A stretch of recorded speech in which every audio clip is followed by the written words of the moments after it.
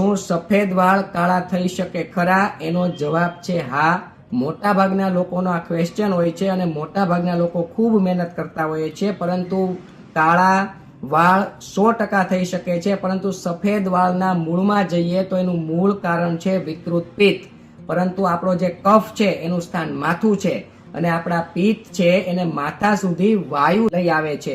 પરિણામે એ સફેદ વાળ થવા પાછળનું કારણ છે ત્રિદોષ. જ્યારે આપણા ત્રિદોષ સમાન નથી રહેતા ત્યારે અકાળે વાળ સફેદ થવા લાગે છે. એટલે સૌ પ્રથમ આપણે આપણા ત્રિદોષને સમ રાખતા શીખી જઈએ એટલે પ્રથમ તો સફેદ વાળ થતા અટકી જશે.